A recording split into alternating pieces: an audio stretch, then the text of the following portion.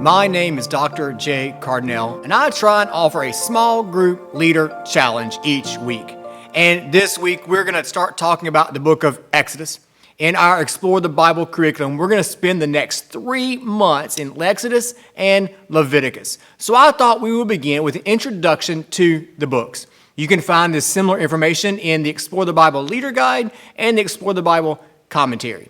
The first 5 books of the Bible are Genesis, Exodus, Leviticus, Numbers, and Deuteronomy. We call these books the Pentateuch. We also call them the books of Moses. And the Bible affirms that Moses wrote these books. First, we have the internal evidence offered from the Pentateuch itself. Deuteronomy 31:9 says, Moses wrote down this law and gave it to the priest. Exodus 24:4 says, and Moses wrote down all the words of the Lord. And Numbers 33:2 states, at the Lord's command, Moses wrote down the starting point for the stages of their journey. So the Pentateuch itself says that Moses wrote the book. The Old Testament also affirms that Moses wrote these books as well.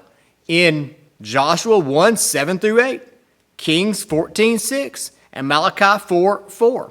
Jesus even affirms that Moses wrote these books in John 5:46 and Mark 12:26. Even Paul affirms this in Romans 10:5 and 10:19 and 2 Corinthians 3:15.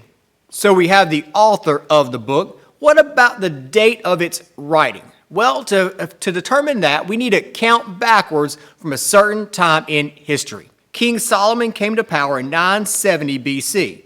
And 1 Kings 6:1 tells us Solomon began to build the temple for the Lord in the 480th year after the Israelites came out of the land of Egypt, in the 4th year of his reign over Israel. Now this would date the Exodus event happening around 1446 BC. And the Pentateuch was written in the years following that event when they came out of Egypt, before they went into the Promised Land. So in that time period between is when Moses wrote these books. But why did Moses write the books? What's the purpose? Well, let's first consider the historical purpose of writing the books. As a student of the Old Testament, or people in general, you might know that people kind of forget things.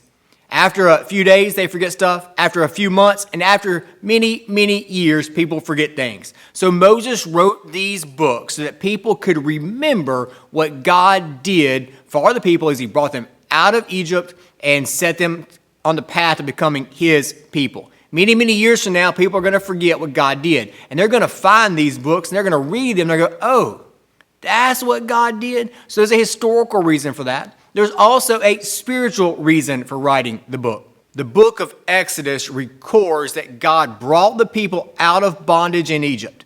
But when they get out of Egypt, there is still a lot of Egypt still in the people. And the Pentateuch shows us how God begins to get Egypt out of the people. You see, the people, they'd spent 430 years in bondage. 430 years without hearing much from the Lord. They didn't know a lot about the Lord, and they definitely didn't know how to worship Yahweh God. And so the books that Moses wrote, particularly Exodus, Leviticus, Numbers, and Deuteronomy, helped the people know who God is and how to worship and relate to the Lord. So Moses wrote this book. He wrote this book at a certain time and for a certain reason. And so as you begin to walk through this book for the next 3 months, I want you to consider the background for the book. But also, don't ever forget that God is the central focus of these books. It's God's power that's revealed. It's God who is shown to want to relate to us. And many of the things in these books, all the law and the prophets, they point to who? They point to Jesus. So let's consistently point our groups to Jesus as we teach these remarkable stories from the Old Testament and from the book of Exodus and Leviticus. I'll see you next week.